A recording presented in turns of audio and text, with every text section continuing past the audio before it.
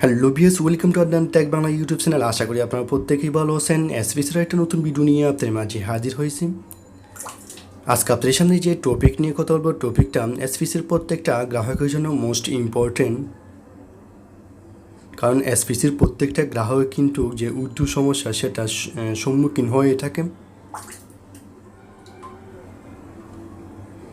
আপনারা কিন্তু প্রত্যেকে জানেন এসপিসির এমডি আলাইম প্রধান তিনি গত এক সপ্তাহ আগে লাইভে এসেছিলেন। লাইভে এসে প্রথমত যেটা সমস্যার সমাধান দিলেন উর্দু সমস্যা। উর্দু সমস্যাটা কিন্তু রিসেন্টলি সমাধান হওয়ার কথা ছিল, কেন এখনও পর্যন্ত উর্দু সমস্যার সমাধান হয়নি? অবশ্যই আপনি আমার ভিডিওটা কন্টিনিউ করার পর বুঝতে পারবেন কখন থেকে যে উর্দু সমস্যার সমাধান হচ্ছে এবং কেন উর্দু সমস্যার সমাধান হয়নি, এবং অফিস এজেন্ট চালু হবে নাকি আগে যে এলাকাভিত্তিক এজেন্ট ছিল সেটা কিন্তু বহাল থাকবে। অবশ্যই আপনি আমার ভিডিওটা কন্টিনিউ করার পর বিস্তারিত বুঝতে পারবেন। আপনাদের কাছে ছোট্ট একটা রিকোয়েস্ট থাকবে, আপনি যদি আমার চ্যানেলের নতুন দর্শক হয়ে থাকেন তাহলে চ্যানেলটিকে সাবস্ক্রাইব করুন, পাশে থাকা বেল বাটনটি অন করে দিন। যারা অলরেডি আমার চ্যানেলকে সাবস্ক্রাইব করেছেন তাদেরকে অসংখ্য ধন্যবাদ।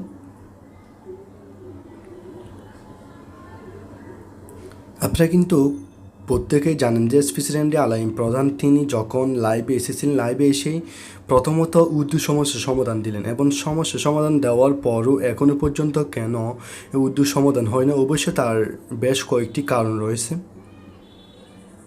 আপনারা কিন্তু জানেন বর্তমানে কিন্তু বাংলাদেশে যে লকডাউনের প্রভাবটা শুধুমাত্র এসপিসিতে না, প্রত্যেকটা জায়গায় কিন্তু এই প্রভাবটা পড়েছে।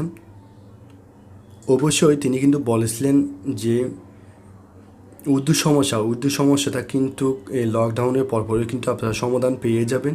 তো আসলে এখনও পর্যন্ত সে লকডাউনটা বহাল রয়েছে, হয়তো আগামী 28 তারিখ কিন্তু সব ধরনের যান চলাচল থেকে সবগুলো কিন্তু হয়তো উন্মুক্ত করে দিতে পারে। তো আপনাদের জন্য সবচেয়ে যে খুশির খবর সেটি হচ্ছে হয়তো আগামী অর্থাৎ মে মাসের 5 তারিখের মধ্যে কিন্তু যে উর্দু সমস্যা সেই উর্দু সমস্যাটা হয়ে যাচ্ছে, এবং আপনারা আগামী মে মাসের 5 তারিখের পরই কিন্তু আপনারা আপনাদের ইচ্ছামতো কিন্তু উর্দু করতে পারবেন। এটা কিন্তু আমি আপনাদেরকে সরাসরি বলতেছি না যে 5 তারিখের পরই কিন্তু আপনারা যে কোনো ধরনের লেনদেন করতে পারবেন, অর্থাৎ যে উর্দু সংক্রান্ত কিন্তু আপনাদের সমাধান হয়ে যাচ্ছে। অবশ্যই এটি কিন্তু আমি এসপিসি যারা উপযুক্ত কর্মকর্তা রয়েছে এবং তাদের কাছ থেকে কিন্তু এটা জানতে পেরেছি। তো এটা কিন্তু আমি আপনাদেরকে 100% বলতে পারতেছি না যে আসলে কি 5 তারিখের পরপরই কি এই উর্দু সমস্যার সমাধান হচ্ছে কি না। অবশ্যই আপনারা কিন্তু এই সম্ভাব্য ডেটটা কিন্তু আপনারা ধারণ করতে পারেন। অবশ্যই আপনারা কিন্তু আগামী 5 তারিখের পরে কিন্তু যে উর্দু সমস্যা সেটা কিন্তু সমাধান হওয়ার সম্ভাবনা বেশি। তো আপনারা কিন্তু এই সম্ভাব্য ডেটটা কিন্তু আপনারা ধরে রাখুন। তো আপনারা কিন্তু প্রায় জায়গায় দেখতেছেন বর্তমানে অ্যাভেলেবেল কিন্তু যে উর্দু সমস্যা সেটা কিন্তু সমাধান হয়ে গেছে, এবং অনেকে কিন্তু ইচ্ছামতো কিন্তু টাকা উর্দু করতে পারতেছে। অবশ্যই কিন্তু এটা সত্যি। এটা হয়তো আপনার এখানে সব এজেন্টরা কিন্তু তাদের যে ইনভেস্ট নাই বলে কথা না, কিন্তু প্রত্যেকটা হয়তো এজেন্টের কাছে নাও থাকতে পারে, কিংবা মুসলিমে কিছু কিছু আপনার এজেন্ট রয়েছেন তারা কিন্তু আপনারা ইচ্ছামতো কিন্তু টাকা উর্দু করতে পারবেন।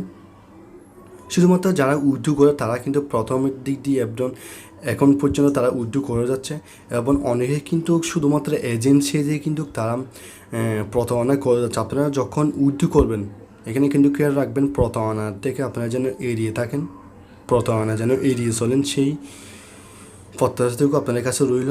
তো এখানে আপনারা আরেকটা কথা হচ্ছে আসলে অফিস এজেন্ট চালু হচ্ছে নাকি যে এলাকাভিত্তিক এজেন্ট রয়েছেন সেটা কিন্তু বহাল থাকতেছে। অবশ্যই এসপিসিএমডি আলাইম প্রধান তিনি যখন লাইভে এসেছিলেন তিনি একদম খোলাসাভাবে বলে দিয়েছেন সেটা কিন্তু এলাকাভিত্তিক যেটা এজেন্ট ছিল সেই এজেন্টটা কিন্তু বহাল থাকতেছে। তো যখন এলাকাভিত্তিক এজেন্ট চালু হবে এবং আগের যে অফিসিয়ালভাবে যে অফিস এজেন্ট ছিল সেটা চালু না হলে কিন্তু অনেক ধরনের সমস্যার সম্মুখীন হতে পারে। তো আসলে এসপিসিএমডি আলাইম প্রধান তিনি কিন্তু বারবার কিন্তু একটাই কথাই বলেছিলেন, আগে যেই প্রায় 200রও অধিক কিন্তু বাংলাদেশের যে এজেন্ট রয়েছেন সকল এজেন্ট ছাঁটাই করে শুধুমাত্র 50টা এজেন্ট সেখানে কিন্তু রাখবেন। তো 50টা এজেন্ট রাখার কারণ হচ্ছে তারা কিন্তু এসপিসি যে উর্দু সংক্রান্ত নিয়ে যে প্রোডাক্ট সকল ধরনের সার্ভিসগুলো কিন্তু তারা দিয়ে থাকবেন এবং দেবেন। তাদেরকে কিন্তু বিশেষ ধরনের সত্ত্ব দেওয়া হবে এবং সেই সত্যতা কিন্তু বজায় রেখেই কিন্তু তারা প্রত্যেকটা গ্রাহককে কিন্তু সেই যে অপরচুনিটি সেই অপরচুনিটিটা কিন্তু দেবে, যেটা কিন্তু আগে অফিস এজেন্ট থেকে কিন্তু দেওয়া হতো। তো যখন এলাকাভিত্তিক এজেন্টটা যখন চালু হবে, অবশ্যই প্রত্যেকের এটা কিন্তু এখানে কিন্তু অপরচুনিটি রয়েছে, কারণ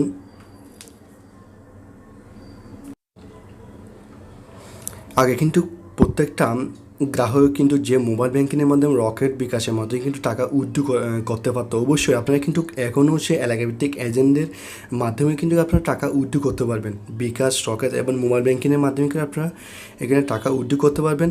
এবং এখানে কিন্তু আপনাদের একটা নিশ্চয়তা বিধান থাকবে যে যখন এজেন্টরা কিন্তু কোনো ধরনের প্রতারণা করে থাকবে, অবশ্যই আপনারা কিন্তু সাথে সাথে সেখান থেকে কিন্তু আপনারা অ্যাকশন নিতে পারবেন। যখন আপনারা অফিসে কোনো ধরনের এবং লিখিত অভিযোগ দিবেন, অবশ্যই তাদের বিরুদ্ধে তারা সরাসরি অ্যাকশনে যাবে। আপনারা অবশ্যই আর কয়েকটা দিন ওয়েট করুন, হয়তো আপনারা কিন্তু যে উইথড্র সমস্যা সেটা কিন্তু সমাধান পেয়ে যাবেন। যারা এতক্ষণ পর্যন্ত আমার ভিডিওটা কন্টিনিউ করছেন, আপনাদেরকে অসংখ্য ধন্যবাদ। ভালো থাকুন, সুস্থ থাকুন, ধন্যবাদ সবাইকে।